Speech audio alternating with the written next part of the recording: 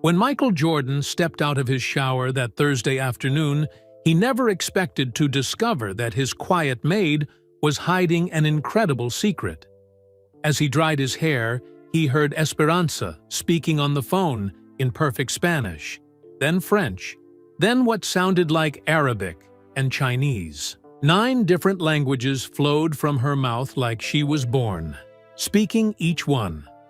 This was the woman who cleaned his floors twice a week and barely said 10 words to him in English. This was the woman who seemed almost invisible as she worked around his penthouse.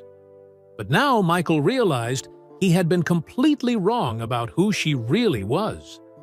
His heart pounded as he called out, "Esperanza, can you come here, please?" But here's what Michael didn't tell her that day.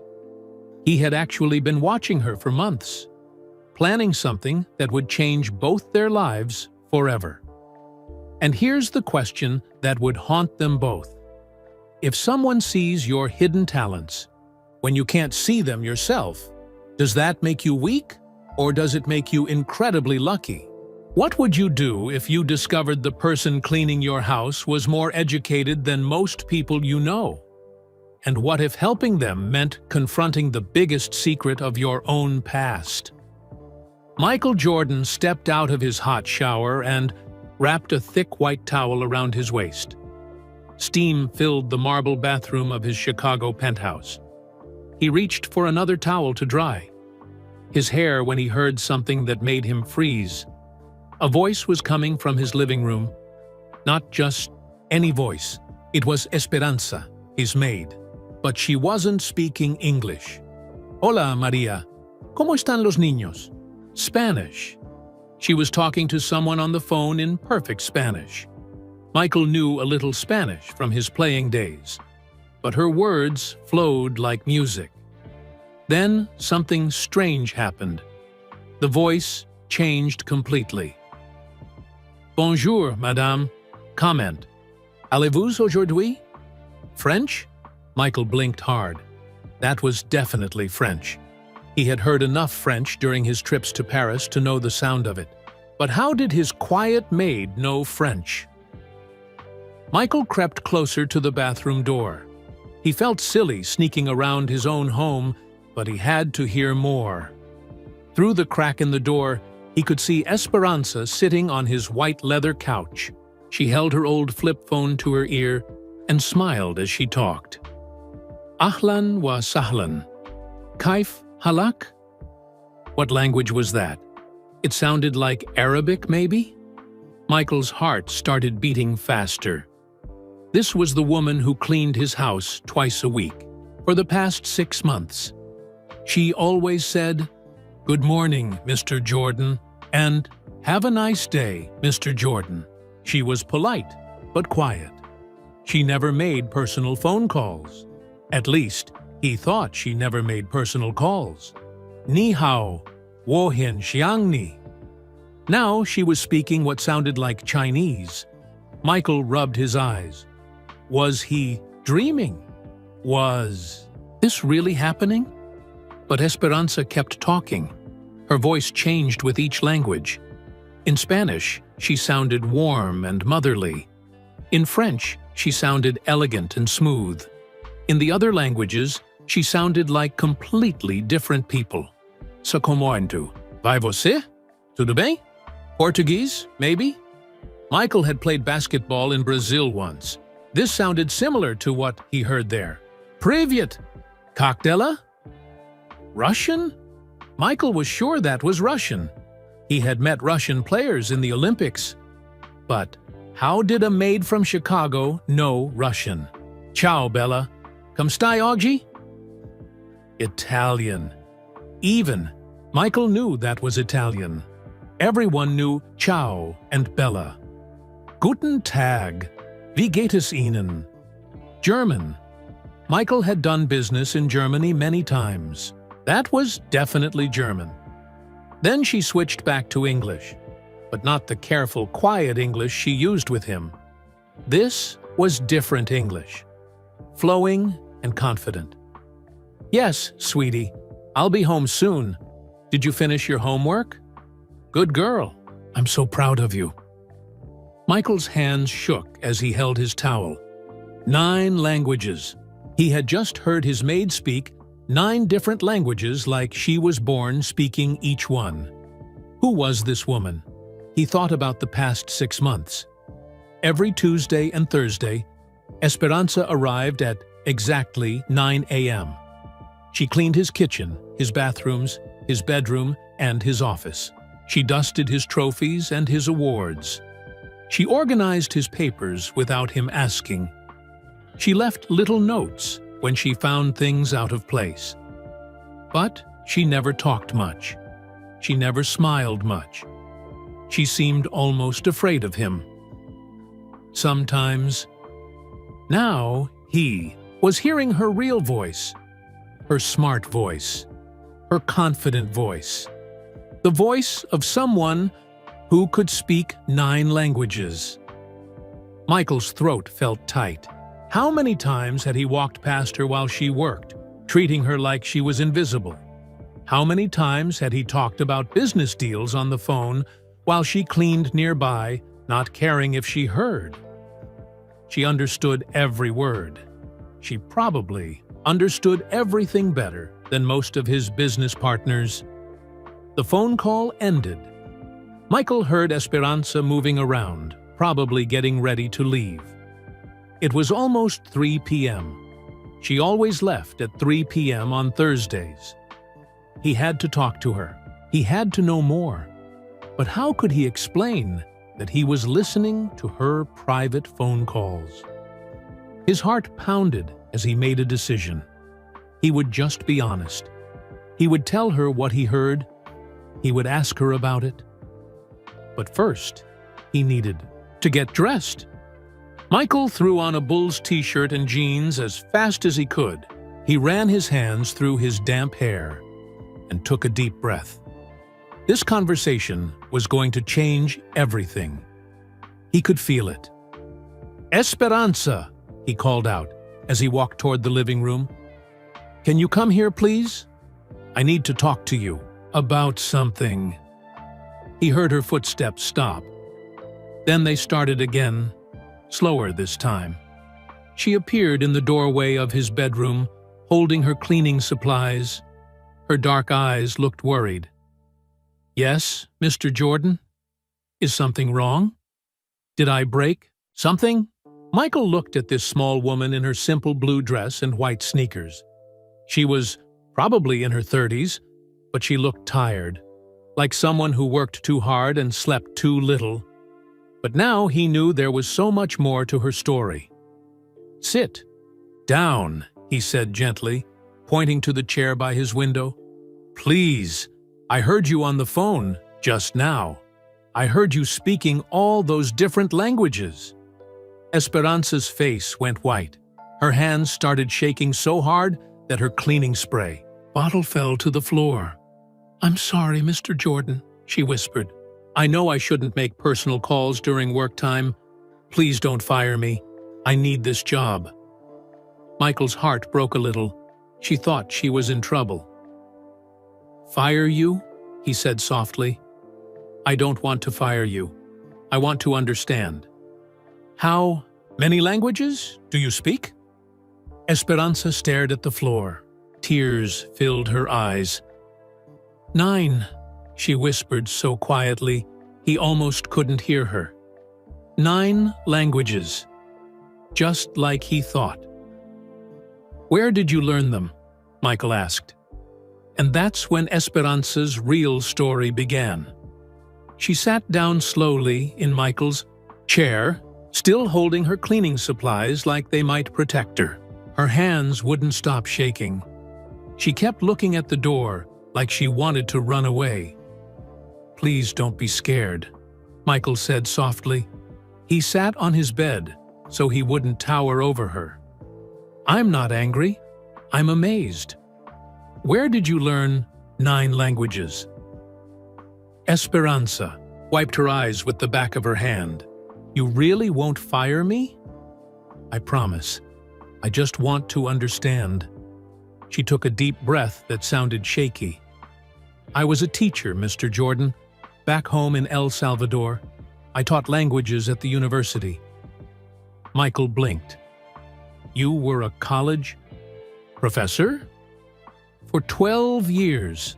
Her voice got a little stronger. I taught Spanish, French, and English to students, but I knew more languages from my studies. I loved learning how people talk to each other around the world. What university? Universidad del Salvador, in San Salvador. It was a good job. I had my own office. I wrote papers about languages. I spoke at meetings with teachers from other countries. Michael tried to picture it. This quiet woman standing in front of college students. This woman, who was afraid to make a phone call at work. She had been a professor. What happened? He asked gently. Esperanza's face crumpled. The tears came harder now. The war got worse. My husband. Carlos taught poor children how to read and write. Some people didn't like that. They said he was causing trouble. She stopped talking and covered her face with her hands. Take your time, Michael said. He wanted to put a hand on her shoulder, but he didn't know if that would make her more scared. They killed him, she whispered through her fingers. They shot him outside our house. My little girl Rosa saw it happen. She was only 6 years old. Michael's stomach dropped. He had heard about the war in El Salvador on the news, but it always seemed far away. Now it was sitting in his bedroom, crying into cleaning rags. I'm so sorry, he said.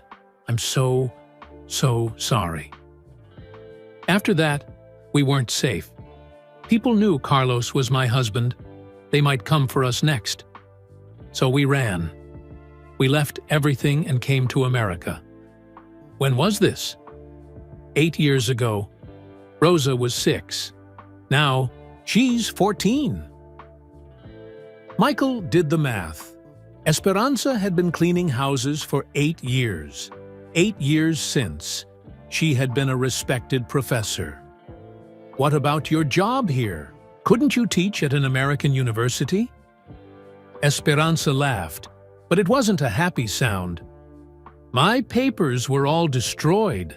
My degrees, my certificates, my recommendations.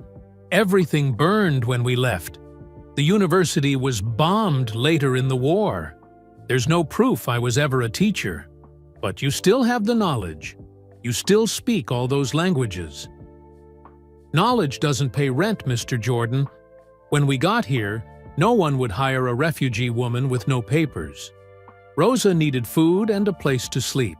So I took the first job I could find. Cleaning houses. Michael felt sick. For 8 years? I work 3 jobs now. I clean your house and 2 others during the day. At night, I clean offices. Downtown. On weekends, I work at a hotel washing dishes. Rosa thinks I only work during the day. She doesn't know about the night jobs. My God. When do you sleep? 4 or 5 hours. Maybe less. Esperanza wiped her nose. But Rosa gets good grades. She's in all the smart classes. She wants to be a doctor. Michael's throat felt tight. Does she know about your past? She knows her papa was killed. She knows we came here for safety. But she doesn't know I was a professor. She thinks I chose to clean houses because I like helping people. I never wanted her to feel ashamed.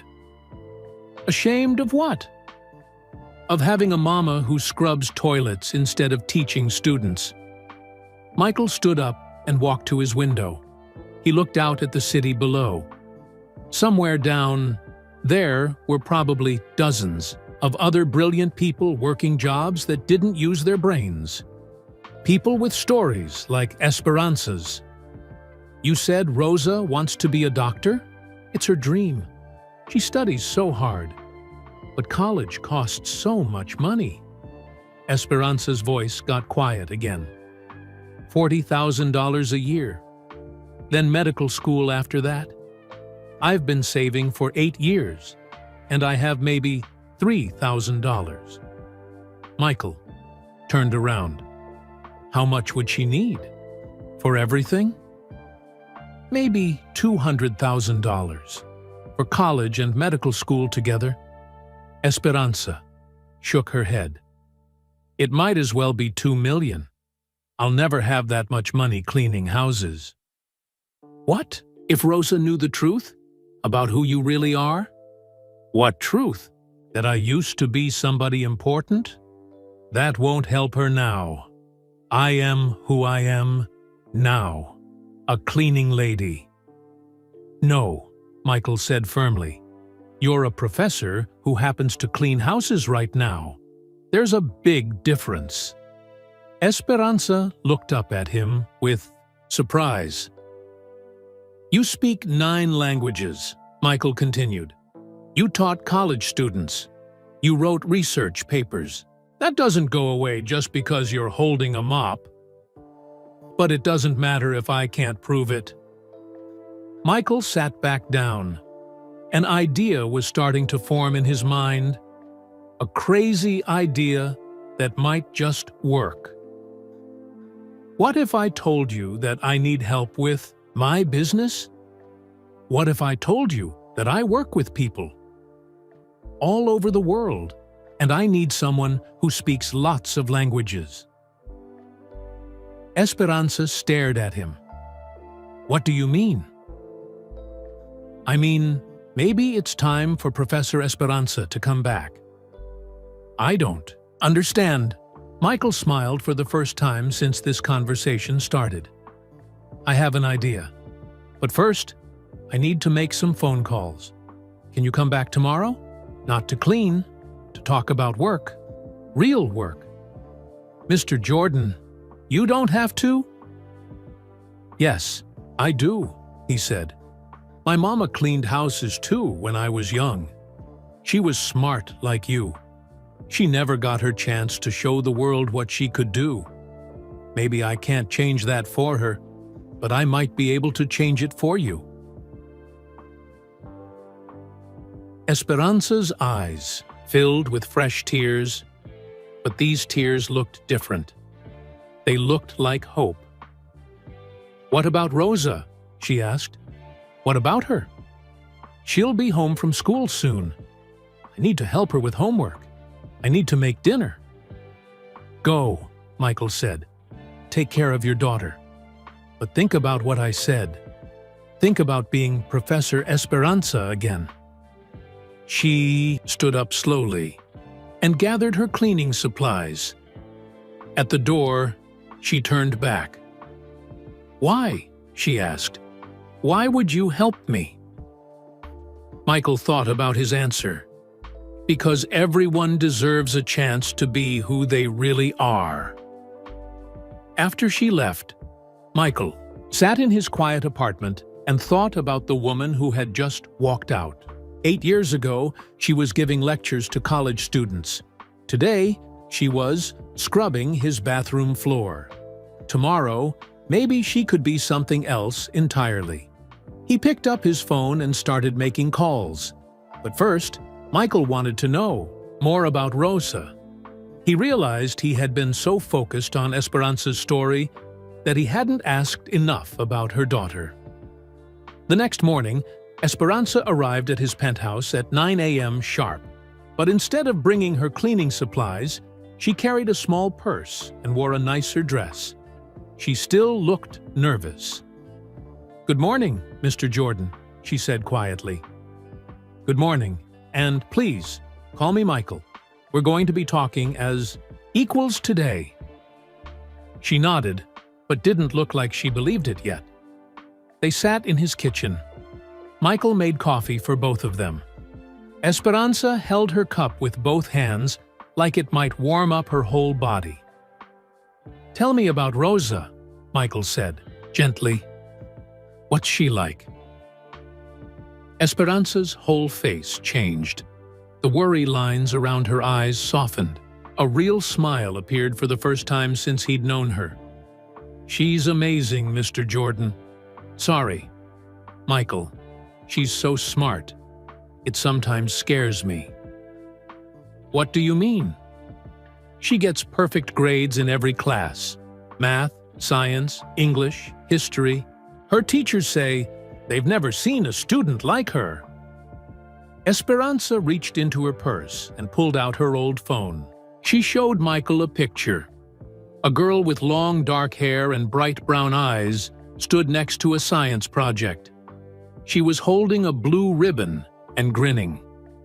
"She won first place at the science fair last month," Esperanza said proudly. "She built something that cleans dirty water." She said she wanted to help people in poor countries have clean water to drink. Michael looked at the photo closely. Rosa had her mother's eyes, but there was something different in them. Hope. Pure, bright hope. "She looks happy," he said. "She is happy. That's the most important thing to me. She doesn't know how hard things are. I work so hard to make sure she never feels poor or scared." "How do you do that?" Esperanza's smile got a little sad. "I tell her we live in a small apartment because it's cozy. I tell her I work different jobs because I like meeting new people. I tell her we eat simple food because it's healthier. She believes me because she trusts me." Michael's chest felt tight. "What does she know about college?" "Everything," Esperanza said, and her eyes lit up again. She already picked her classes. She wants to study biology first, then go to medical school. She says she wants to be a doctor for children who don't have much money. Just like her. "Mama," Michael said softly, "wanting to help people." She gets that from her papa too. Carlos always said the best thing you can do is help someone who can't help themselves. Michael thought about that. Does Rosa know how much college costs? Esperanza's face fell a little. She knows it's expensive. But I always tell her not to worry about money. I tell her that smart girls like her always find a way to go to college. Do you believe that? I have to believe it. If I don't believe it, how can she? Michael set down his coffee cup. What would happen if Rosa found out the truth? About money? About your jobs? I can't let that happen, Esperanza said quickly. She needs to keep dreaming. If she knew how impossible it really is, she might give up. She might stop trying so hard in school. Or she might try even harder. Esperanza shook her head. She's just a child. Children shouldn't have to worry about grown-up problems. Michael understood that. His own mother had protected him from knowing how little money they had when he was young. She let him dream about playing basketball without worrying about anything else. What languages does Rosa speak? He asked. 4 so far. English, Spanish, French, and some Portuguese. I teach her at night after she finishes her homework. We practice together. Where do you get the books? The library, thrift stores. Sometimes I find old language books in the trash from the offices I clean. Michael felt sick again. This brilliant girl was learning from thrown-away books by candlelight, while her mother worked 3 jobs. Does Rosa know what you used to do? In El Salvador? She knows I had a different job before we came here, but she was so young when we left. She doesn't remember much about our old life. Maybe it's time to tell her. Esperanza's eyes got wide. Why? Because she's old enough now. Because she's smart enough to understand. Because she might be proud to know her mama was a professor. What if it makes her sad? What if she asks, why I don't teach anymore? Then you tell her the truth, that sometimes life changes in ways we don't expect. But that doesn't mean the smart part of you goes away. Esperanza was quiet for a long time. She stared into her coffee cup like she was looking for answers. "There's something else," she said finally. "What?" "Rosa has been asking questions lately. About why I'm always tired. About why we never go on vacations like her friends.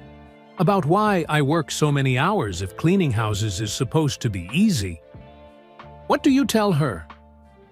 "I tell her that Mama just likes to stay busy. But she's getting older. She notices more things." Now, Michael leaned forward. "Esperanza, what if I told you that Rosa might not have to worry about college money anymore?" She looked up sharply. "What do you mean?" "What if I told you that there might be a way for you to make enough money to pay for her education? And medical school after that?" "How?" Michael stood up and walked to his window. Down below, the city was full of people going to work. People using their talents to make money, to build lives, to help their families. What if you could use your languages again? What if you could be Professor Esperanza again, just in a different way? "I don't understand." Michael turned back to her. "I work with people all over the world. I need someone who can talk to them in their own languages, someone who understands business and culture, and how to solve problems." Esperanza stared at him. "You want to hire me?" "I want to offer you a job that uses your brain instead of just your hands." "But I don't have my papers. I can't prove I was a professor. Maybe we can work on that too." "Michael, you don't understand. Jobs like that, they're not for people like me anymore." "People like what?" "People who clean houses. People who have nothing. People who speak 9 languages?" Michael interrupted. "People who taught college students for 12 years? People who raised brilliant daughters while working 3 jobs? Those kinds of people?" Esperanza's eyes filled with tears again. "Rosa deserves to have her dreams come true," Michael said. "And so do you." "What kind of job?" she whispered. "The kind where you sit in meetings instead of cleaning them up.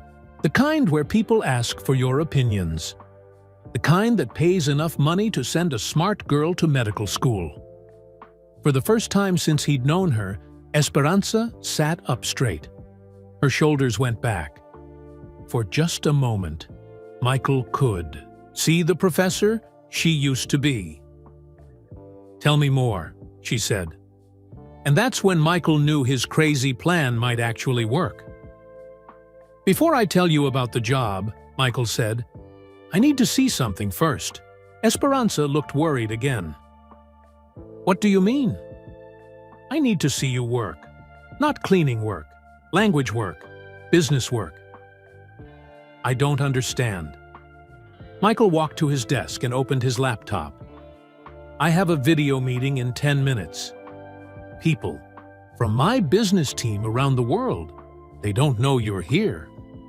"Michael, I can't." "Just listen first," he said gently.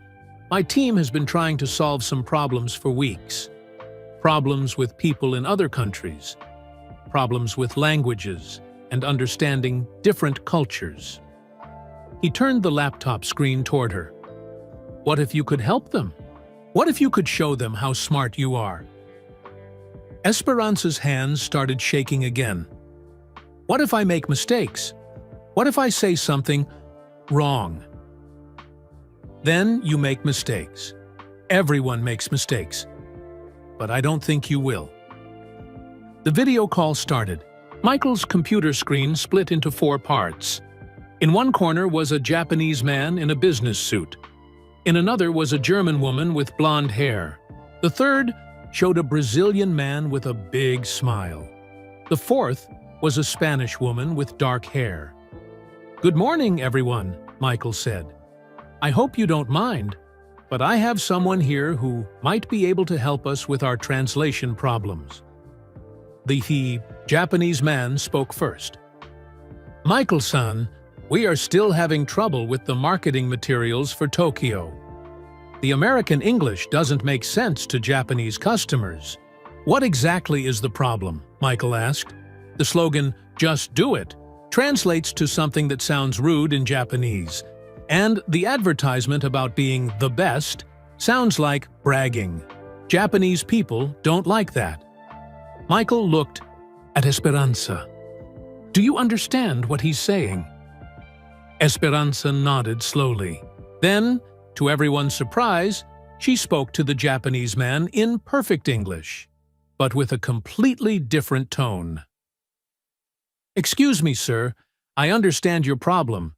In Japanese culture, being direct about success can seem impolite. What if instead of 'just do it,' we used something that means 'let's achieve together'? And instead of 'the best,' we could say 'striving for excellence'?" The Japanese man's eyes got wide. "Yes, that would work much better. How did you know that?" "I studied different cultures when I was a professor," Esperanza said. Then she caught herself and looked at Michael nervously. The German woman spoke next. "We have a similar problem in Germany. The American style of advertising is too... how? Do you say emotional? Too much feeling. German customers prefer facts and quality information." Esperanza turned to her. "What if you focused on the technical details instead? Germans appreciate precision and reliability. Show them test results and quality measurements instead of just feelings." The German woman smiled. "Exactly right. You understand German business culture very well." The Brazilian man laughed. "And in Brazil, we have the opposite problem. The American ads are too serious. Not enough fun, not enough music, not enough color. Brazil loves celebration and community," Esperanza said, smiling for the first time during the call. "What if the Brazilian ads showed people playing sports together? Families having fun? Make it feel like a party instead of just buying shoes." "Perfect," the Brazilian man said. "You really understand us." The Spanish woman had been quiet, but now she spoke. "In Spain, we need something different too. Spanish people are proud of their local culture. They don't want to feel like they're copying America." "What if you used Spanish athletes in the ads?" Esperanza suggested. "Local heroes that Spanish people already love? And what if you connected the products to Spanish traditions, like football or flamenco dancing?" "Brilliant," the Spanish woman said. "These are exactly the ideas we needed." For the next hour, Michael watched in amazement as Esperanza solved problem after problem. She didn't just translate words. She understood how different people think and feel. She knew what would work in each country and what wouldn't. When the meeting ended, all 4 people on the screen were excited. "Michael," the Japanese man said, "you must hire this woman immediately. She's better than the expensive consulting companies we've been using." "I agree," said the German woman. "She saved us months of work." "Where did you find her?" asked the Brazilian man. "She found me," Michael said, looking at Esperanza. After the call ended, Esperanza sat very still. She looked shocked. "How did that feel?" Michael asked. "Like I was dreaming," she whispered. "Like I was myself again." "You were never not yourself. You just weren't in the right place to show it."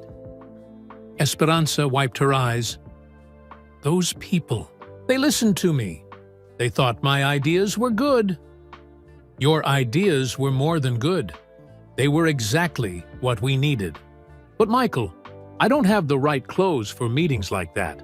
I don't have a nice computer or a fancy office.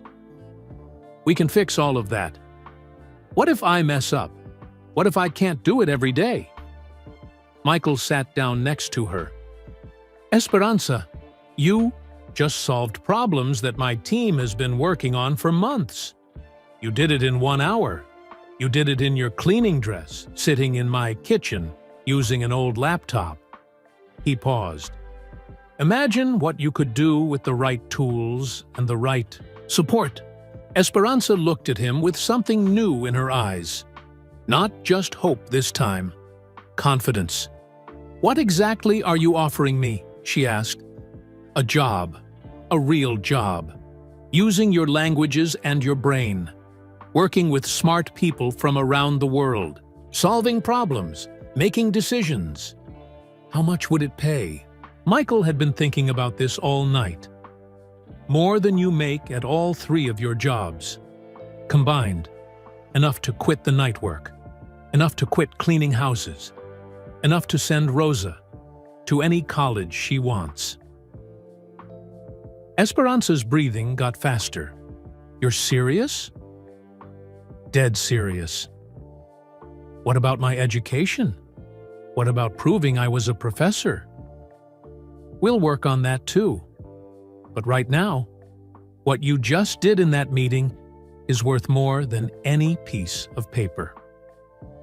Esperanza stood up and walked to the window. She looked out at the city where she had spent 8 years invisible, working jobs that didn't use her mind. There's one more thing, Michael said.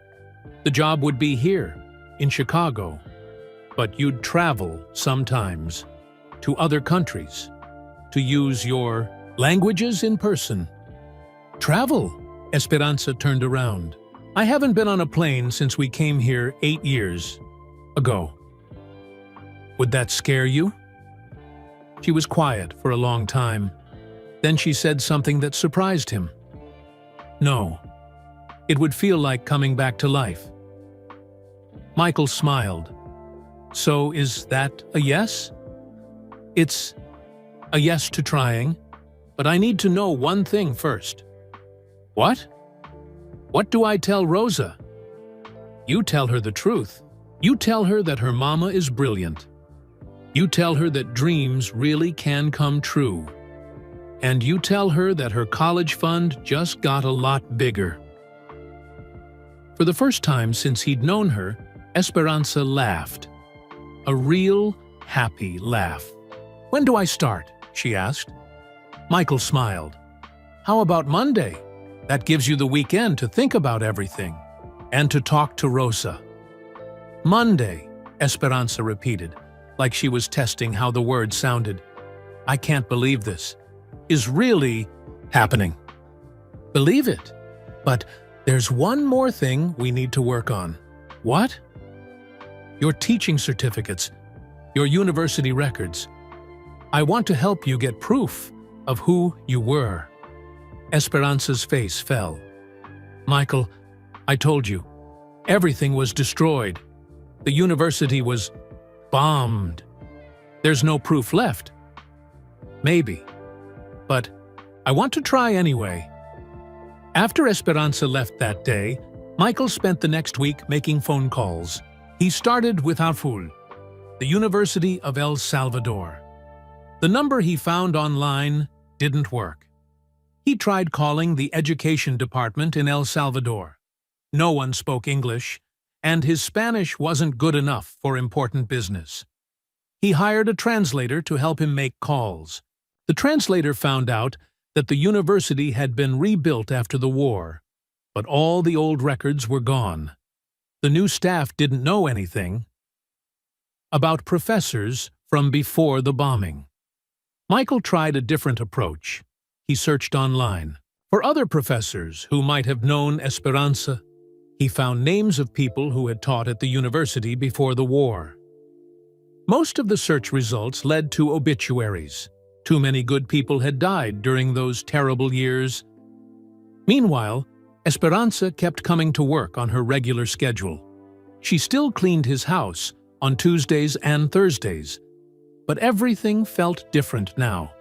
She stood taller. She hummed. While she worked. Sometimes Michael caught her smiling for no reason. He also noticed that she had started leaving him little notes again. But now, the notes were different. Instead of, "Your mail is on the kitchen counter," she wrote things like, "I saw the news about your company's expansion into Asia. The article mentioned language barriers. I have some ideas if you'd like to discuss them." Michael kept all the EE notes. Each one reminded him that he was right about her. She had a business mind that had been trapped in cleaning jobs for too long. On Thursday of that week, Michael was working in his office when he heard Esperanza's phone ring. He wasn't trying to listen this time, but her voice carried through the apartment. "Mommy, why do you sound so different this week?" a young voice asked in Spanish. Michael realized it was Rosa calling her mother. "Different how, mija?" Esperanza replied. "Happy. Like, really happy. Did something good happen?" Michael could hear the smile in Esperanza's voice. "Maybe. I'll tell you when I get home." "Are you going to tell me the secret you've been keeping?" "What secret?" "The secret about why you've been singing while you cook dinner.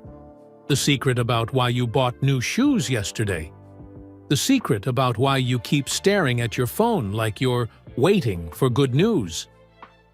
Esperanza laughed. "You don't miss anything, do you?" "I'm your daughter. I know when something's different. We'll talk tonight, okay? After dinner." "Promise?" "Promise." After the call ended, Michael found Esperanza in his kitchen. She was wiping down counters that were already clean. "Rosa's smart," he said. "Too smart sometimes," Esperanza replied. "She knows something's changed. I can't keep secrets from her much longer." "Are you ready to tell her?" "I think so, but I'm scared." "Of what?" "What if she's disappointed? What if she expected more from me all these years? What if she's proud? What if she's excited?" Esperanza paused her cleaning. "I keep thinking about how I used to be. When I was a professor, I felt important. I felt like I mattered. For 8 years, I felt like I was nobody." "You've never been nobody. You've been a mother keeping her family safe. You've been a woman working 3 jobs to survive. You've been a teacher helping her daughter learn 4 languages. That's not nobody. That's a hero." Esperanza's eyes got wet. "I don't feel like a hero." "Heroes never do. That's what makes them heroes." That evening, Michael got a call from his private investigator. "I found something," the man said. "A professor at Harvard University named Dr. Margaret Santos. She used to work in El Salvador before the war. She might have known your friend." Michael wrote down the phone number. "Did you talk to her?" "Briefly. She remembered the name Esperanza Morales. She asked me to have you call her directly." Michael's heart started beating faster. This could be the break they needed. He called Dr. Santos immediately. "Hello?" An elderly woman's voice answered. "Dr. Santos, my name is Michael Jordan. I'm calling about Esperanza Morales." There was a long pause. "Esperanza? Oh my goodness. Is she alive? Is she safe?" "She's alive. She's been living in Chicago for 8 years." "Thank God. I wondered what happened to her after the university was destroyed. She was one of my brightest students, and later one of my most gifted colleagues. Can you tell me about her?" "She was brilliant. Absolutely brilliant. She could learn any language in months instead of years. She understood cultures in ways that most people never do. She was writing a book about indigenous languages when the war got worse. Michael felt excitement building. Do you have any records? Any proof of her work? I might. When I left El Salvador, I took copies of important papers with me. Research that shouldn't be lost to war. I may have some of Esperanza's work. Would you be willing to talk to her? Maybe on a video call? I would love to talk to her. I've thought about her often over the years. Michael looked at his watch. It was 8 p.m. Esperanza would be home with Rosa by now, having their important conversation. Can we call you tomorrow? Michael asked. I think Esperanza would be amazed. To hear from you? Of course. And Mr. Jordan? Please tell her that Dr. Santos never forgot about her. Please tell her that I always knew she would find her way back to being the brilliant woman she was meant to be. After hanging up, Michael sat in his quiet apartment and smiled. Tomorrow was going to be a very interesting day. He had found the proof they needed, but more than that, he had found someone who remembered Esperanza when she was at her best. Someone who could remind her of who she really was.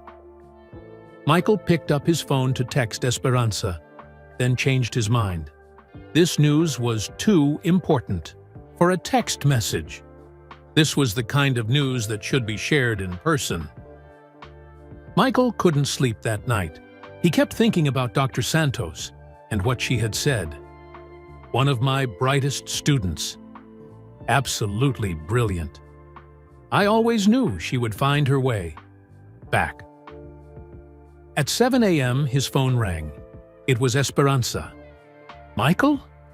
Her voice sounded shaky. I'm sorry to call so early, but I told Rosa everything last night. How did it go? She cried, but not sad tears. Happy tears. She said she was proud of me. She said she always knew I was special. Michael smiled. I told you she would understand. She wants to meet you. She wants to thank you for giving her mama a chance to be smart. Again, those were her exact words. I'd love to meet her, but first, I have something to tell you. Can you come over this morning? Before your other jobs? Is everything okay? Everything is more than okay. Just come. And Esperanza? Bring Rosa if you want. This news is for both of you. An hour later, Michael heard the elevator ding in his hallway. When he opened his door, Esperanza stood there with a young girl who looked exactly like her. Same dark hair, same brown eyes, same nervous smile. Rosa, Esperanza said, this is Mr. Jordan. Rosa stepped forward and held out her hand politely. Thank you for helping my mama, Mr. Jordan. She told me everything. Michael shook her small hand. Your mama is helping me too. She's the smartest person I know. They sat in Michael's living room. Rosa looked around with wide eyes at the basketball trophies and awards, but she seemed more interested in the books on his shelves. I found someone, Michael said. Someone who knew your mama in El Salvador. Esperanza's face went white.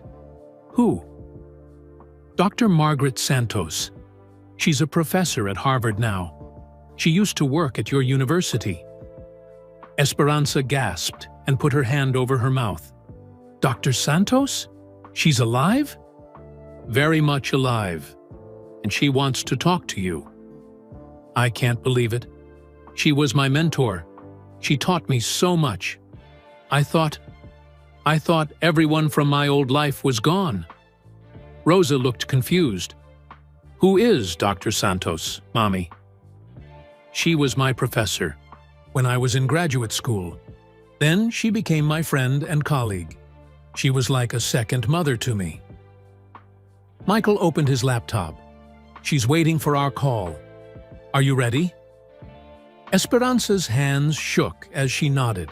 Rosa moved closer to her mother and held her hand. The video call connected. On the screen appeared an elderly woman with silver hair and kind eyes behind wire glasses. When she saw Esperanza, her face lit up with joy. "Esperanza! My dear girl, look at you!" Esperanza started crying immediately. "Dr. Santos, I can't believe you're really there." "I've wondered about you for so many years. When the university was destroyed, I feared the worst. But here you are, alive and well." "This is my daughter, Rosa," Esperanza said, putting her arm around the girl. Dr. Santos smiled warmly. "Rosa, your mother talked about you all the time before the war. You were just a baby then. Look how beautiful and grown-up you are." Rosa smiled shyly. "My mama told me you were very important to her." And she was very important to me. Your mother was one of the most gifted students I ever taught. Then she became one of the most brilliant colleagues I ever worked with. "Can you tell Rosa about the work we did together?" Esperanza asked. "Oh, where do I begin?" Your mother could learn any language faster than anyone I'd ever seen. She understood not just the words, but the culture behind the words. She wrote papers that other professors still talk about today. Rosa looked at her mother with amazement. "You wrote papers that people still read?" Dr. Santos nodded. "Your mother was writing a book about indigenous languages in Central America. It would have been groundbreaking work. She was documenting languages that were disappearing, trying to save them for future generations." "What happened to the book?" Michael asked. "Lost in the war, like so much else," Dr. Santos said sadly. "But Esperanza, I have something that might interest you." She held up a thick folder. "When I left El Salvador, I took copies of important research with me. I have your thesis, your teaching evaluations, your conference presentations, and 3 chapters of your book." Esperanza stared at the screen in shock. "You saved my work?" "I saved what I could. I knew someday it would matter. I knew someday you would need proof of the brilliant scholar you were." "Can you send those papers to us?" Michael asked. Of course. But more than that, I can write official letters confirming Esperanza's credentials. I can contact other professors who knew her work. I can help rebuild the professional reputation that was stolen from her. Rosa squeezed her mother's hand. "Mommy, this means you can be a professor again." "Not just any professor," Dr. Santos said. "Esperanza, with your experience and your language skills, universities would fight to hire you. You could teach, do research, write books. You could finish the work we started." Esperanza wiped her tears. "I don't know if I remember how to be an academic anymore." "Nonsense," Dr. Santos said firmly. "Intelligence doesn't disappear. Knowledge doesn't vanish. You've been using your skills all these years, just in different ways. You've been surviving, raising a brilliant daughter, and learning about American culture. That's all valuable experience." Michael leaned forward. "Dr. Santos, would you be willing to help with something else?" "Anything." "I've offered Esperanza a job with my company, using her language skills for international business. Would you be willing to serve as a reference? To help other people understand how qualified she is?" "I would be honored. Esperanza, this man is offering you exactly the kind of opportunity you deserve." After they ended the call, the 3 of them sat, quietly for a moment. Rosa broke the silence. "Mommy, you're famous. Dr. Santos said other professors still talk about your work." Esperanza laughed through her tears. "I was never famous, mija. I was just a teacher who loved languages." "You were more than that," Michael said. "You were a scholar, a researcher, a woman who was documenting history and culture. That's incredibly important work." "And now you can do important work again," Rosa said excitedly. "You can help Mr. Jordan's company, and maybe write books, and maybe teach again someday." Esperanza looked at her daughter's bright, hopeful face. Then she looked at Michael, who had believed in her when she couldn't believe in herself. "You know what the best part is?" Esperanza said. "What?" Rosa asked. "For 8 years, I thought I had lost everything. But I didn't lose anything. I just couldn't see it anymore. Dr. Santos kept my papers safe. You kept my love for learning alive. And Michael showed me that my skills still matter." She stood up and walked to the window, looking out at the city where she had spent so many years feeling invisible. "I'm ready," she said. "I'm ready to be Professor Esperanza again. And I'm ready to be Business Executive Esperanza. And most of all, I'm ready to show Rosa that dreams really can come true, even when they seem impossible." Rosa jumped up and hugged her mother tightly. "I'm so proud of you, Mommy." Michael watched them embrace and felt something warm in his chest. This was why he had worked so hard to help her. Not just because she deserved better, but because the world needed her talents. And because Rosa needed to see that brilliant women could overcome anything. "So," Michael said, "are you ready to start your new job on Monday?" Esperanza turned around with the biggest smile he had ever seen from her. "I've been ready for 8 years," she said. "I just needed someone to remind me who I really am." Michael smiled at Esperanza's words, but he knew the hardest part was still coming. Offering someone hope was easy. Making that hope real with a concrete plan was much harder. "Before Monday comes," Michael said, "we need to talk business, real business. I want to make you a formal job offer." Rosa's eyes got wide. "A real job offer? Like on TV?" "Better than TV," Michael said. "This is real life." He walked to his desk and pulled out a folder he had prepared over the weekend.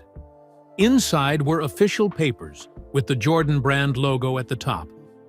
"Esperanza, I want you to be our new director of International Relations." Esperanza stared at the title on the papers. "Director? That sounds so important." "It is important. You would be in charge of all our business relationships with other countries. You would help us understand different cultures. You would translate not just languages, but ideas and customs." Rosa bounced in her chair. "Mommy, you would be a director." Michael opened the folder and showed them the contract. The job pays $150,000 per year. Esperanza's face went completely white. Rosa gasped out loud. That's more money than I've ever seen," Esperanza whispered. "It's what the job is worth. It's what you're worth." Esperanza shook her head. "Michael, I can't take that much money. It's too much." "Why is it too much?" "Because I'm nobody special. I'm just a woman who cleans houses." Michael leaned forward. "Esperanza, yesterday you solved business problems that my team couldn't figure out for months. Last week, you helped me understand cultures I knew nothing about. You speak 9 languages perfectly. You have a PhD in linguistics. How is that nobody special? But what if I can't do it? What if I'm not good enough?" Rosa grabbed her mother's hand. Mommy, you taught me 4 languages while working 3 jobs. You helped me win the science fair by explaining things in ways I could understand. You're the smartest person I know. Michael smiled at Rosa, then turned back to Esperanza. There's more. He flipped to the next page. The job comes with full health insurance for you and Rosa. Dental and vision, too. Esperanza's eyes filled with tears. We haven't had health insurance in 8 years. There's also a retirement plan. Money that the company saves for you so you can stop working when you get older. Like a pension? Exactly like a pension. Michael turned to another page. And there's an education fund. Rosa leaned forward. What's that? It's money set aside specifically for Rosa's college and medical school. $50,000 per year, for as long as she's in school. Rosa's mouth fell open. Esperanza started crying again. That's everything, Esperanza sobbed. That's Rosa's whole future. There's one more thing, Michael said quietly. He pulled out another paper. If you want, we can help bring your sister Maria to America. Legally, we have lawyers who specialize in immigration. We can sponsor her for a work visa. Esperanza couldn't speak anymore. She just cried and held Rosa's hand. Rosa looked at Michael with serious eyes. Mr. Jordan, why are you being so nice to us? Michael thought about how to answer. Because your mama deserves it. Because you deserve it. Because sometimes, when you have the power to change someone's life, you should use that power. But we're nobody important, Rosa said, echoing her mother's words. Rosa, your mama is one of the smartest people I've ever met, and you're going to be a doctor who helps children. How is that nobody important? Esperanza finally looked up from the papers. What would I have to do? What would my job be? Exactly. You would travel to other countries and meet with business partners. You would help us create advertisements that make sense in different cultures. You would translate contracts and agreements. You would train other employees about working with international clients. Travel? Esperanza's voice got small. I haven't traveled anywhere in 8 years. You would go to Japan, Germany, Brazil, Spain, all the places where we have business. You would use your languages in the countries where they're spoken. Rosa grabbed her mother's arm. Mommy, you could see the world again. I don't know if I remember how to be professional. I don't know if I remember how to act in business meetings. Michael stood up and walked to his closet. He pulled out a suit jacket and held it up. What do you see when you look at this? A nice jacket? I see cloth and buttons, just materials. But when I put it on, it doesn't change who I am inside. It just reminds other people to take me seriously. He hung the jacket back up. Professional. Clothes, professional offices, professional titles. They're all just jackets. They don't make you smart or capable. They just help other people see what was already there. Esperanza wiped her eyes and looked at the contract again. When would I start? Monday, if you want. We'll start slowly. You'll work with my assistant for the first week to learn our systems. Then you'll start having your own meetings and projects. What if I make mistakes? Then you'll learn from them. Everyone makes mistakes when they start a new job. Even me. Rosa looked at her mother seriously. Mommy, what are you scared of? Esperanza was quiet for a long time. I'm scared of hoping. Too much. I'm scared of believing this is real and then losing it all again. But what if you don't lose it? Rosa asked. What if this is really happening? What if our lives are about to get so much better? Michael sat back down. Esperanza, I can't promise that everything will be perfect, but I can promise that you'll have a chance to show the world how brilliant you are.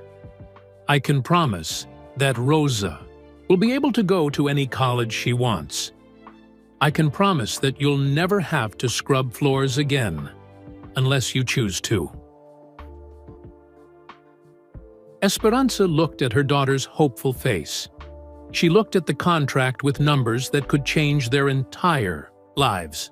She looked at Michael, who had seen something in her that she had forgotten was there. "There's one condition," she said finally. Michael raised his eyebrows. "What's that?" "You have to stop calling me your maid. From now on, we're business partners." Michael grinned. "Deal. But that means you have to stop calling me Mr. Jordan. Business partners use first names." Esperanza took a deep breath and picked up the pen that Michael offered her. "Okay, Michael," she said. "Let's change my life." She signed her name at the bottom of the contract with shaking hands. Rosa cheered and clapped. When she was done signing, Esperanza looked up at Michael. "I have a question." "What?" "Why didn't you just give me money? Why give me a job? It would have been easier for you to just write a check." Michael nodded. "Because money runs out, but skills last forever. Because you don't need the charity, you need opportunity. Because Rosa needs to see her mama succeed, not just receive help." He paused. "And because the world needs your talents. My company needs your talents. It's not charity when both people benefit." Esperanza stood up and shook Michael's hand. But instead of the nervous handshake she had given him as his maid, this was the firm, confident handshake of a business executive. "Thank you, Michael," she said.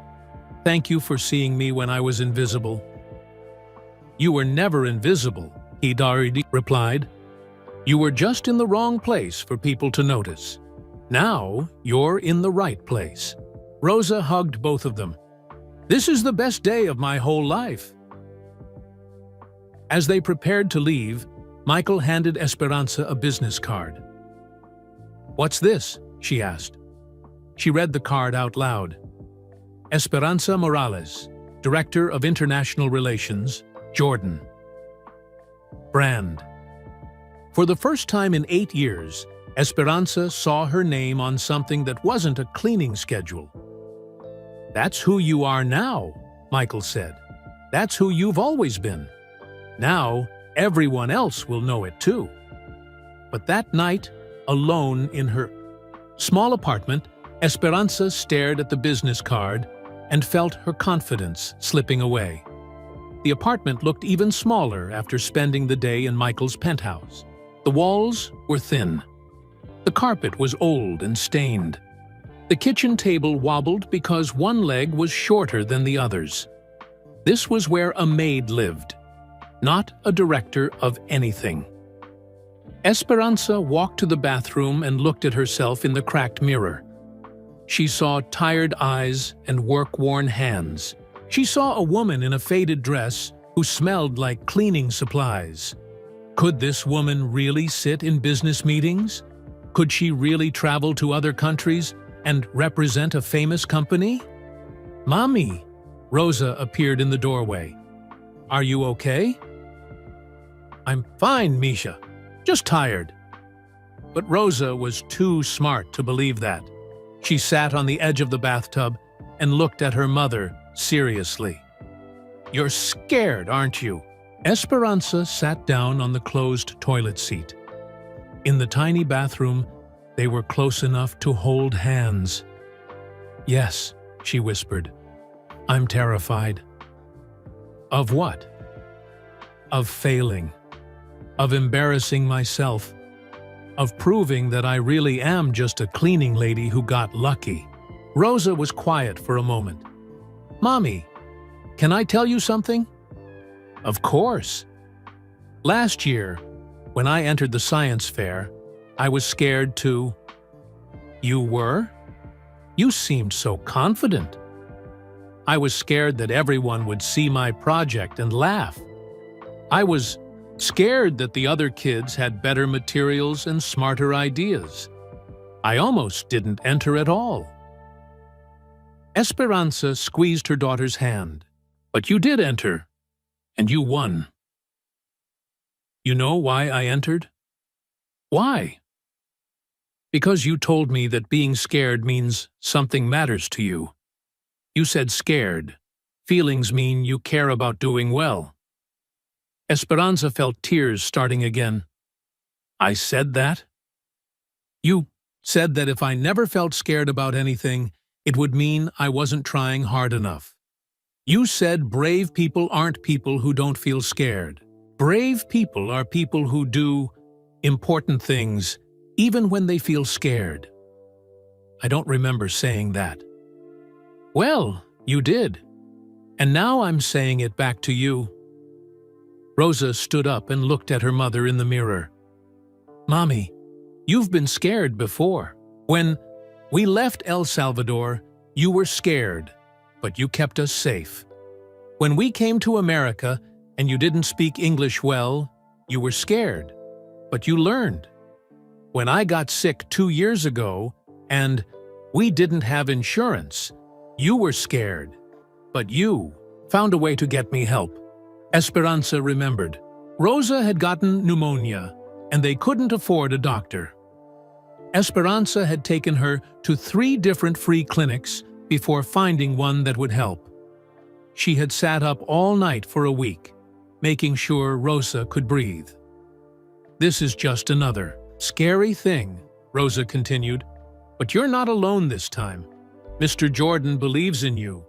Dr. Santos believes in you. And I believe in you. What if I forget how to act professional? What if I say something wrong in a meeting? Rosa smiled. Mommy, you taught me how to speak 4 languages. You helped me with algebra, even though you're exhausted. You figured out how to fix our heater when it broke last winter. You can figure out how to be a director, too. They moved to the kitchen, where Rosa started making dinner while Esperanza sat at the wobbly table. This was their routine. Rosa was a good cook for a 14-year-old. She had learned because sometimes Esperanza worked so late that Rosa had to make her own meals. There's something else I'm scared of, Esperanza said, as Rosa stirred rice on the stove. What? What if this changes us? What if we get a nice apartment and you go to a fancy school and we forget who we used to be? Rosa turned around with the wooden spoon in her hand. Mommy, do you think I'm a different person because I speak 4 languages instead of just English? No, of course not. Do you think you're a different person because you clean Mr. Jordan's house instead of just our neighbor's house? No. Then, why would we be different people because we have more money or a nicer place to live? Esperanza thought about that. I guess I'm afraid that people will think we're showing off, that we're acting like we're better than our neighbors. Are we better than our neighbors? No, we just got lucky. Rosa turned off the stove and sat down across from her mother. Mommy, it wasn't luck. Mr. Jordan didn't pick your name out of a hat. He chose you because you're smart and hardworking and good at languages. You earned this. But what about Mrs. Garcia downstairs? She works just as hard as me. What about Mr. Ruiz, who drives the bus? He's a good person too. Why do I get this chance and they don't? Rosa reached across the table and took her mother's hands. I don't know why some people get chances and others don't. That's not fair, and it's not your fault. But you getting a good job doesn't hurt. Mrs. Garcia or Mr. Ruiz Maybe someday you can help them too. How? I don't know yet. But rich people can help more people than poor people can. If you make good money, maybe you can hire Mrs. Garcia to clean your new house. Maybe you can give Mr. Ruiz's son a job someday. Esperanza stared at her daughter. When did you get so wise? I learned from my mama, the mama who taught college students, and the mama who cleans houses, and the mama who's about to be a director. They're all the same person. After dinner, they sat on their old couch and looked through Rosa's college brochures. Rosa had been collecting them for 2 years, even when college seemed impossible. Which one do you want to go to? Esperanza asked. Harvard, like Dr. Santos, but I'll be happy at any good school. Now you can choose any school you want. Rosa looked at her mother. Are you going to be okay? Starting this new job? Esperanza thought about it honestly. I'm still scared, but I'm also excited. For the first time in 8 years, I'm excited about Monday morning. Good. You should be excited. Rosa, what if I mess up? What if I embarrass Mr. Jordan? Then you'll figure out how to fix it. That's what smart people do. That night, Esperanza lay in bed staring at the ceiling. Their apartment was so small that she could hear Rosa breathing in the next room. Soon, they would have a bigger place. Rosa would have her own bathroom and a desk for studying. But right now, in this tiny apartment where they had survived for 8 years, Esperanza made a decision. She was going to try. She was going to walk into that office on Monday morning and do her best. She was going to make mistakes, and she was going to learn from them. She was going to show Rosa that dreams really could come true, even for people like them. She was going to be Director Esperanza Morales. The scared part of her would always be there, but the brave part was bigger now. The hopeful part was stronger. For the first time in 8 years, Esperanza fell asleep thinking about possibilities instead of problems. Monday was coming, and she was ready. Esperanza woke up at 5 a.m. on Monday morning, 2 hours earlier than she needed to. She had barely slept, but she felt wide awake. Today was the first day of her new life. She showered and put on the nicest dress she owned. It was navy blue and simple, but clean and pressed. She had bought it 3 years ago for Rosa's school awards ceremony. It was the closest thing to business clothes that she had. Looking in the mirror, she tried to see herself as other people would see her today. Not as a maid, as a director. Rosa was already awake, sitting at their kitchen table with a cup of coffee. You're up early, Esperanza said. I wanted to make you breakfast on your first day. On the table was toast, scrambled eggs, and orange juice. Rosa had even folded a napkin and put it next to the plate. This looks fancy, Esperanza said, sitting down. You're fancy now, Mommy. You're a director. They ate breakfast together, quietly. Esperanza was too nervous to taste the food, but she ate it. Anyway, because Rosa had made it with love. What time do you start? Rosa asked. 9 o'clock. Mr. Jordan, Michael, said his assistant would meet me and show me around. Are you still scared? Yes, but excited scared, not bad scared. Rosa smiled. That's the good kind of scared. At 8:30, Esperanza kissed Rosa goodbye and took the bus to downtown Chicago. She had ridden this bus many times before, but always to cleaning jobs. Today felt completely different. The Jordan brand headquarters was a tall glass building in the business district. Esperanza had walked past it hundreds of times, but never imagined she would work inside. The lobby was huge, with marble floors and modern art on the walls. People in expensive suits walked quickly, talking on phones and carrying briefcases. Everyone looked important and busy.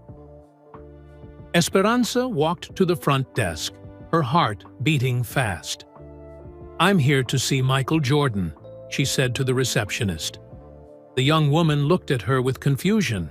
"Do you have an appointment?"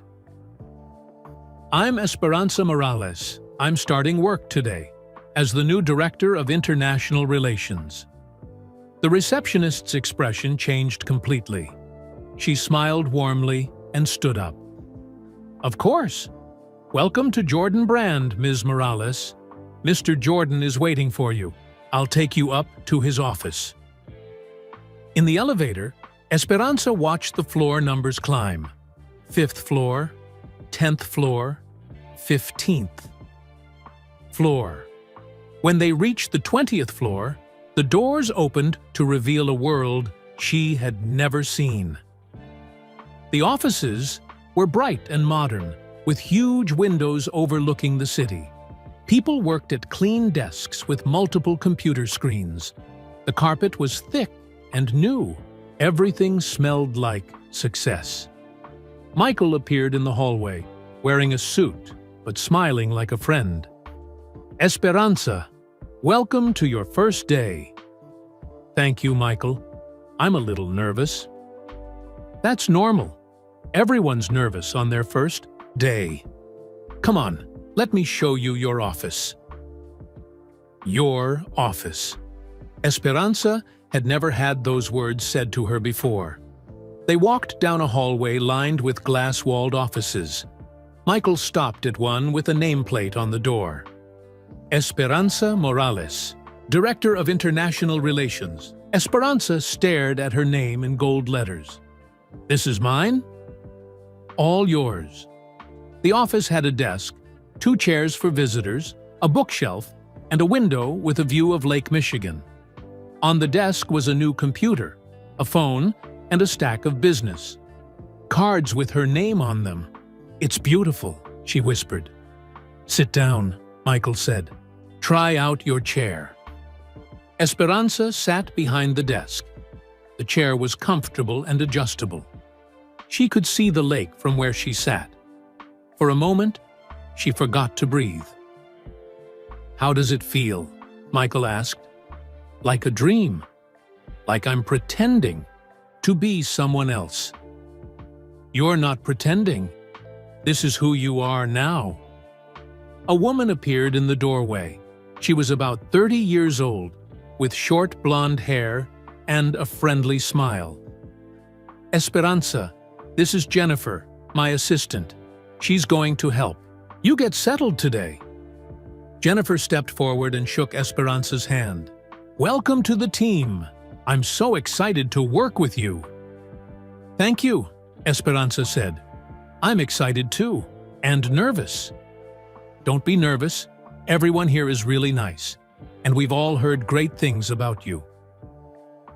Michael left them alone, and Jennifer spent the morning showing Esperanza how everything worked.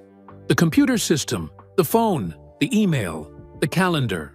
It was a lot to learn, but Jennifer was patient. "Your first meeting is at 2 p.m., Jennifer said. "It's with the marketing team to discuss the Asia expansion project." Esperanza's stomach flipped.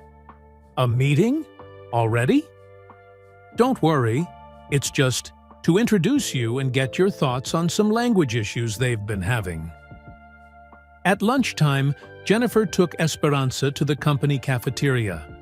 It looked like a fancy restaurant, with fresh salads, hot soups, and sandwiches made to order. Everything was free for employees. "This is amazing," Esperanza said, looking at all the food choices. "The company believes that well-fed employees work better," Jennifer explained. They sat at a table by the window. Other employees nodded hello as they walked by. Everyone seemed friendly, but Esperanza still felt like an outsider. Can I ask you something? Jennifer said. Of course.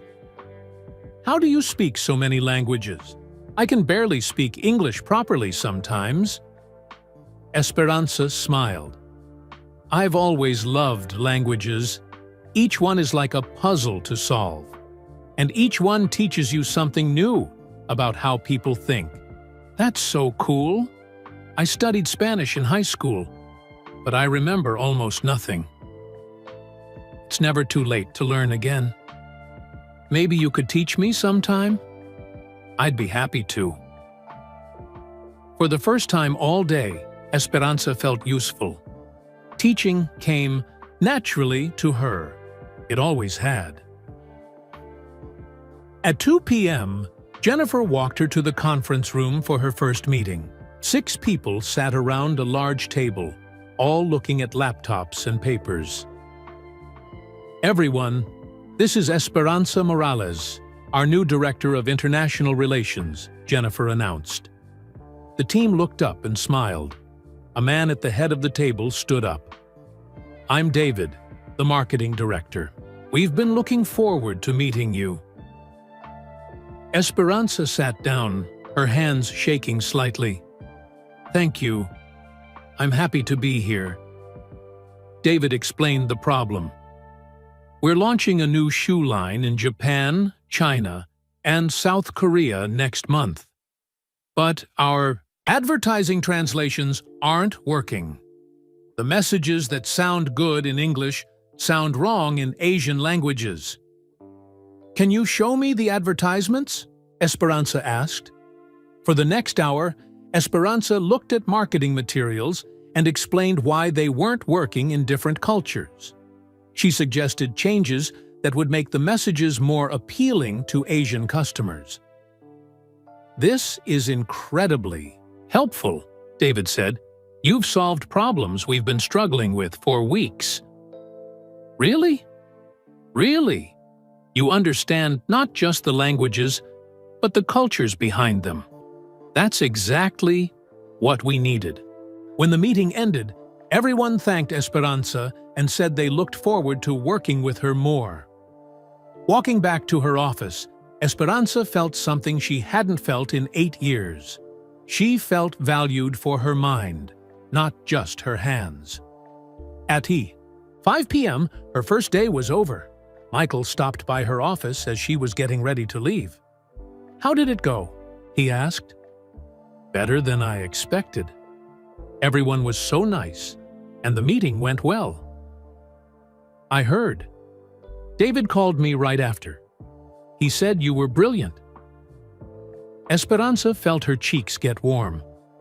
I just tried to help. That's what the best employees do. They try to help. Esperanza gathered her purse and the business cards with her name on them. At the elevator, she turned back to look at her office one more time. Esperanza, Michael said, are you okay? I keep thinking I'm going to wake up and find out this was all a dream. It's not a dream. This is your real life now. On the bus ride home, Esperanza called Rosa. Mommy, how was your first day? Amazing, mija. I have my own office with a window. I had lunch in a fancy cafeteria. I helped solve problems in a meeting. I'm so proud of you. And Rosa? I made a friend. Her name is Jennifer, and she wants me to teach her Spanish. See? You're going to love your new job. That night, Esperanza and Rosa celebrated with pizza delivery. It was more expensive than their usual dinner, but they had something to celebrate. Tomorrow, I start looking at new apartments, Esperanza said. Really? Really? It's time for us to have a bigger place. You need your own room and a desk for studying. Rosa hugged her mother tightly. I can't believe our life is changing so much.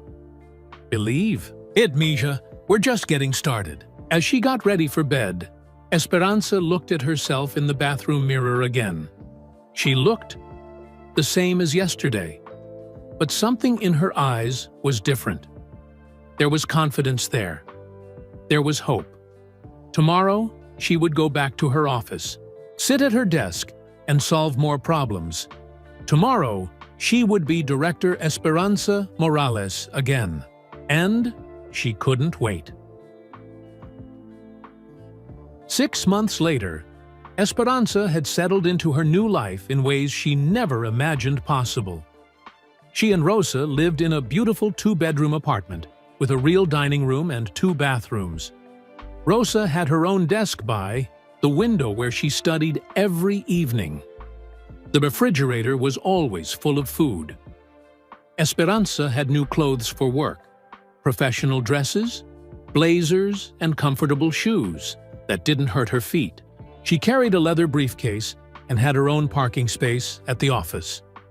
But the biggest change was how she felt about herself. Every morning, she woke up excited to go to work. Her projects at Jordan Brand had been huge successes.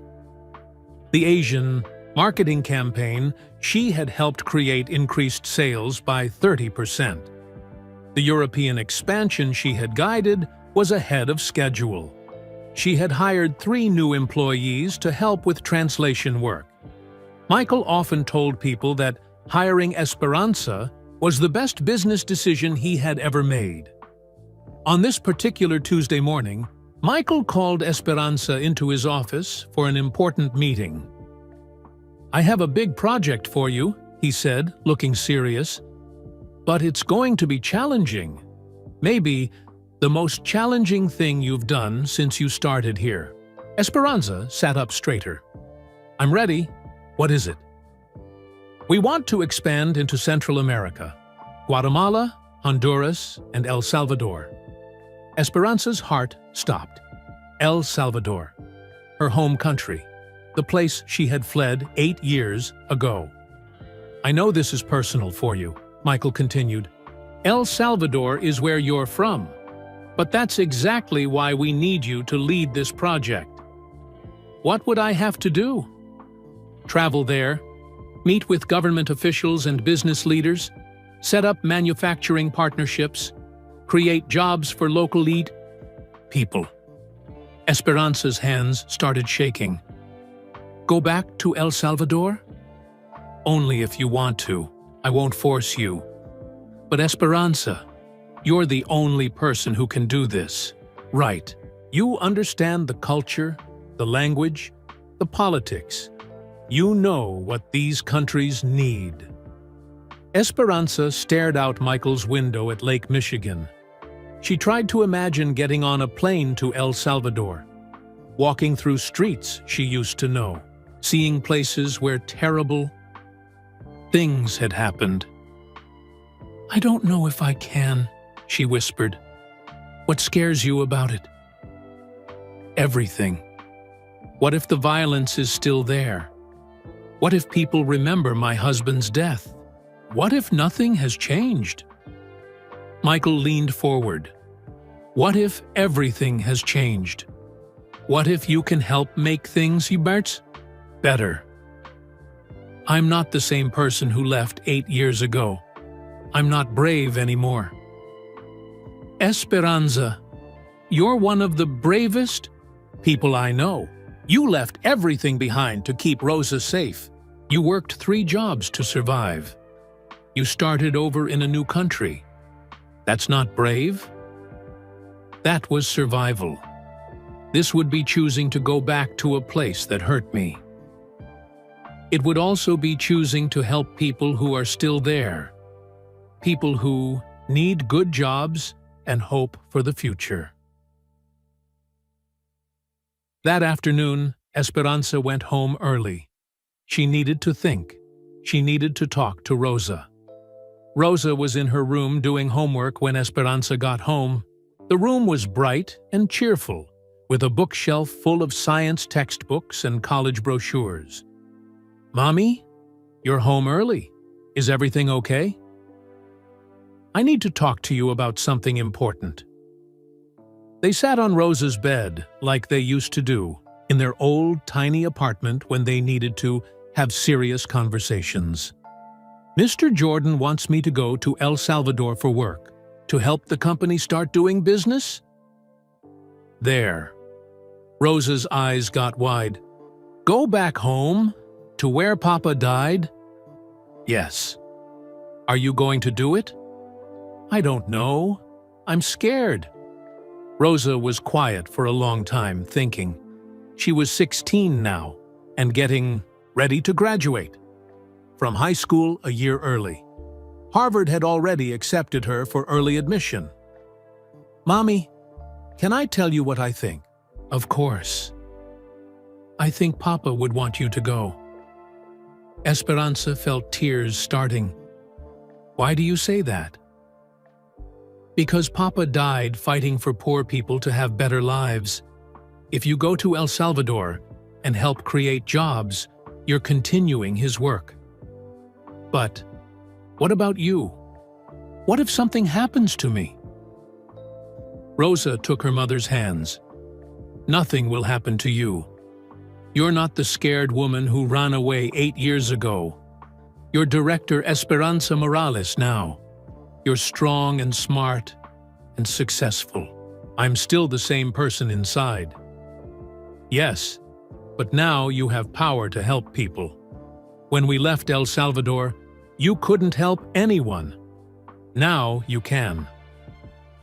That evening, Esperanza called Dr. Santos for advice. Esperanza, my dear, what a difficult decision, Dr. Santos said over video chat. But think about this. You have skills and connections now that could really help your home country. What if it's too painful? What if I can't handle being there? Then you'll come home. But what if you can handle it? What if going back helps you heal?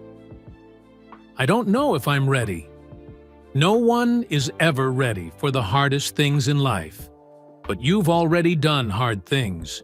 You've already survived the worst. The next morning, Esperanza walked into Michael's office with her decision. I'll do it, she said. I'll go to El Salvador. Michael smiled. Are you sure?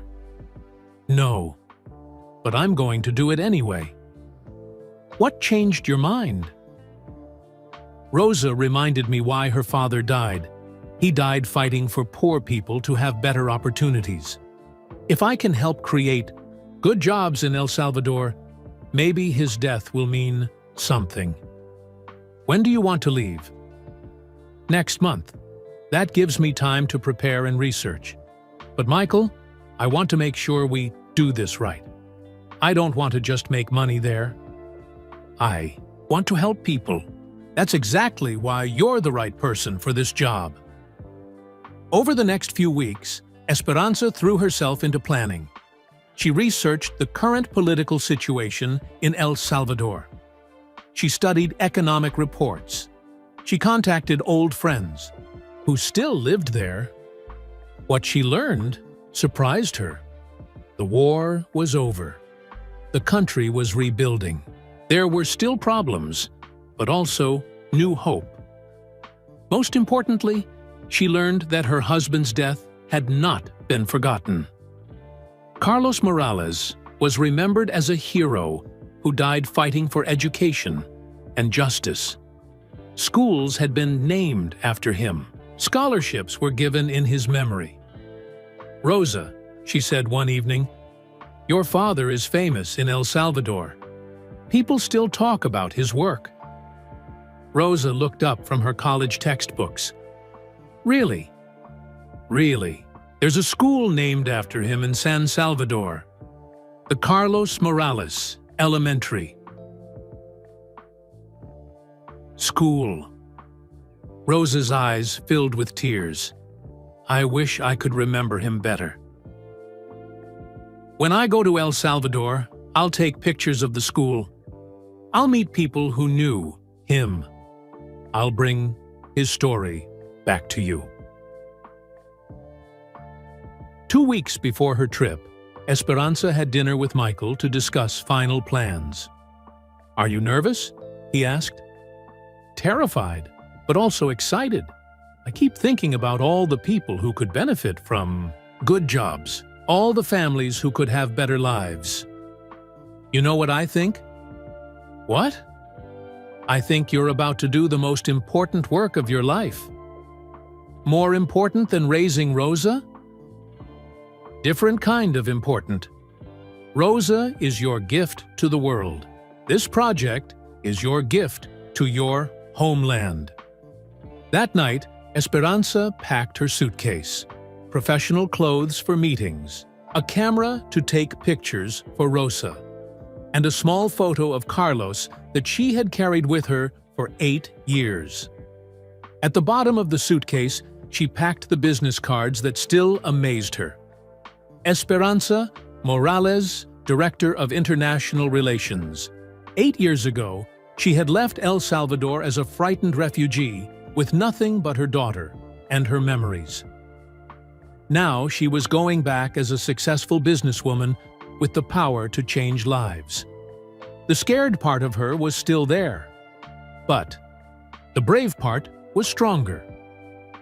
The plane touched down at San Salvador Airport on a bright Tuesday morning. Esperanza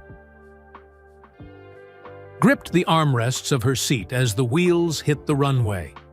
After 8 years, she was home. But was it still home? Through the small airplane window, she could see mountains in the distance that looked familiar. The same blue sky she remembered from her childhood. The same bright sun that had shone on her wedding day. On Rosa's first steps.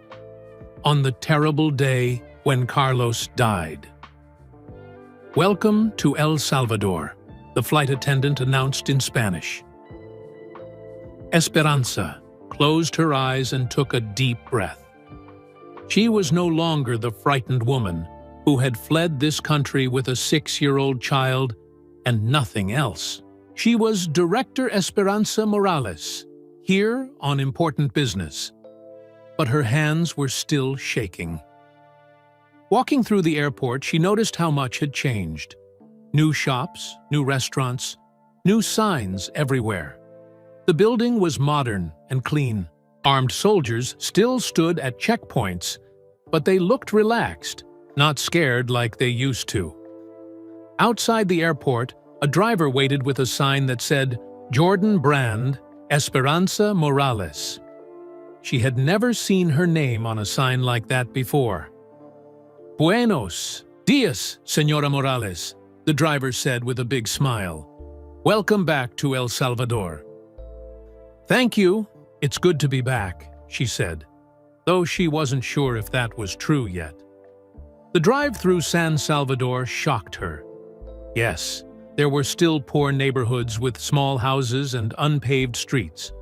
But there were also new buildings, new roads, new businesses. Children walked to school carrying backpacks instead of running from danger. People sat in outdoor cafes drinking coffee and laughing. The war was really over. Her hotel was in the business district, near government offices and international companies. It was nicer than any place she had ever stayed. Her room had a view of the mountains and a bathroom bigger than her old kitchen in Chicago. That afternoon, she had her first meeting with government officials. She put on her best business suit and carried her leather briefcase. Looking in the hotel mirror, she saw a professional woman ready to discuss serious business. The meeting was at the Ministry of Economic Development. The building was new and impressive, with marble floors and modern offices. Nothing like the old government buildings she remembered from before the war. "Señora Morales," said the minister, a woman about Esperanza's age, "we are so honored to have you here. We know Jordan Brand is a very important company." "Thank you, Minister Rodriguez. I'm excited to discuss how we can work together." For 2 hours, they talked about jobs, factories, and economic opportunities. Esperanza explained Jordan Brand's plans to manufacture shoes and clothing in El Salvador. The government officials were enthusiastic. This could create 5,000 jobs, Minister Rodriguez said. Good jobs with fair wages and safe working conditions. That's exactly what we want, Esperanza replied. But we need to make sure the workers are treated well. We need to make sure the factories are safe and clean. Of course, we want partnerships that help our people, not exploit them. After the meeting, Esperanza walked through downtown San Salvador. She recognized some streets, but many looked completely different. New shops sold cell phones and computers. Young people walked around in modern clothes, talking and laughing. But she also saw familiar things. Street vendors selling pupusas and fresh fruit. Old churches with beautiful architecture. The mountains surrounding the city like protective arms. On Wednesday, she visited the proposed factory sites. They were in areas that had been war zones 8 years ago.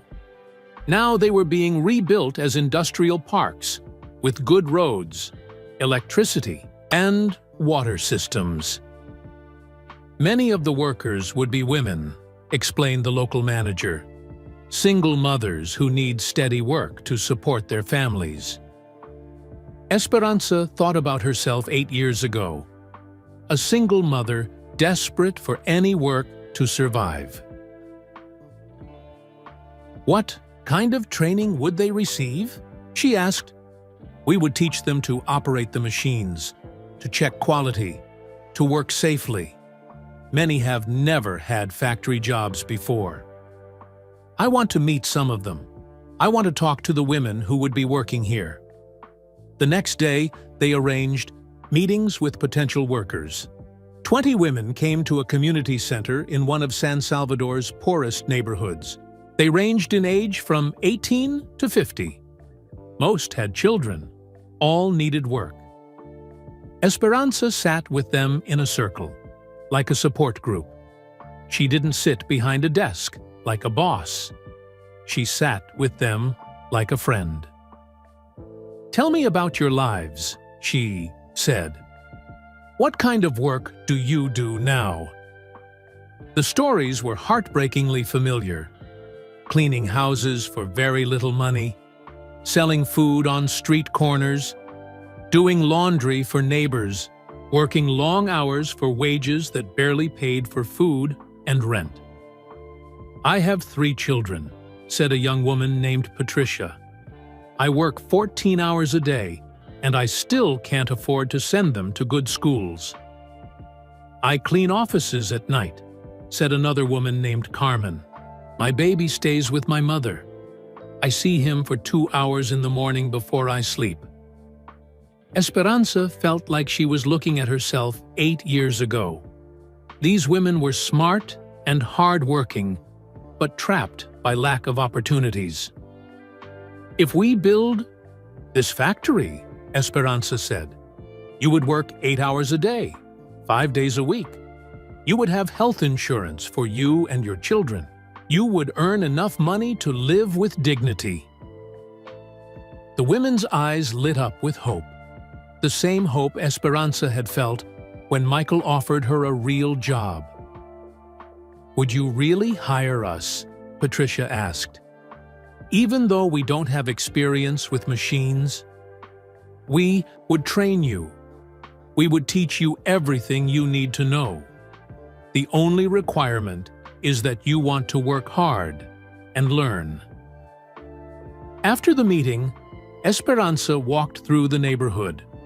Small houses crowded together on narrow streets. Children played soccer with a ball made of rags. But she also saw something important: hope. These people weren't just surviving anymore. They were planning for the future. On Thursday, she did something she had been avoiding. She went to visit Carlos's grave. The cemetery was on a hill outside the city. She took a taxi there, carrying flowers she had bought from a street vendor. White roses, Carlos's favorite. His grave was simple, but well-maintained. Someone had been taking care of it. The headstone read, Carlos Morales, 1965-2017. Teacher, father, hero. Esperanza sat on the ground next to the grave and talked to her husband for the first time in 8 years. "I'm back, Carlos. I brought our daughter to safety, like you wanted. She's going to be a doctor. She's brilliant and kind, just like you." She told him about her job, about Michael, about the opportunities she was creating for other families. "I'm going to help build jobs here, Carlos. Good jobs for women like me. Women who need a chance to support their families with dignity." Dirty wind blew through the trees, and for a moment, Esperanza could almost hear Carlos's voice telling her he was proud. On Friday, her last day, she visited the Carlos Morales Elementary School. It was in a poor neighborhood, but the building was bright and clean. Children's artwork covered the walls. The playground had new swings and slides. The principal, a young man named Roberto, showed her around. "Your husband is a hero here," he said. "We tell the children about him, about how he believed education could change their lives." In one classroom, Esperanza met the teacher, an elderly woman named Elena. "I knew Carlos," Elena said quietly. "He trained me to teach reading. He said, 'Every child deserves to learn, no matter how poor their family is.'" "He believed that," Esperanza said, wiping away tears. "You look like him," Elena said. "You have his kind eyes. Are you carrying on his work?" Esperanza thought about the factory, about the jobs, about the women who would finally have steady work. "I'm trying to," she said. That evening, Esperanza sat in her hotel room and called Rosa. "Mommy, how is it? Are you okay?" "I'm more than okay, mija. I'm proud. Proud of where I came from. Proud of your father. Proud of what we survived." "What's the best part?" "The people. They're not victims anymore. They're builders. They're creating a new country, a better country." "And the factory? We're going to build it. We're going to create 5,000 jobs. Good jobs that will help families live with dignity. Papa would be so proud of you." "I think he would be proud of both of us." On Saturday morning, Esperanza boarded the plane back to Chicago. As El Salvador grew smaller beneath the airplane, she felt something she hadn't expected. She felt complete. She had faced her past and found strength. She had honored her husband's memory by helping others. She had turned her pain into purpose. The scared woman who fled El Salvador 8 years ago was gone forever. In her place was a confident leader who could build bridges between countries and create opportunities for people who needed them most. Rosa was waiting at the Chicago airport with a big sign that said, "Welcome home, Mommy." "How do you feel?" Rosa asked as they hugged. "Like I finally know who I'm supposed to be," Esperanza said. And for the first time in 8 years, that was completely true.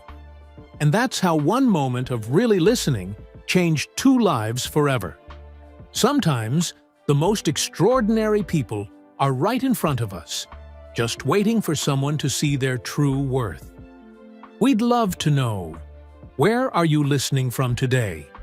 Drop your city or country in the comments below. If this story touched your heart and reminded you that everyone deserves a chance to shine, please hit that like button and subscribe to our channel. By subscribing, you're helping us spread more stories of kindness and hope to people all around the world. And speaking of incredible true stories that will inspire you, check out the video appearing on your screen right now. It's another amazing tale of how one small act of kindness created a ripple effect that changed everything. Remember, you never know when you might be the Michael Jordan in someone else's story. Keep your ears open, keep your heart open, and never stop believing in the power of giving people a chance. Thanks for listening, and we'll see you in the next story.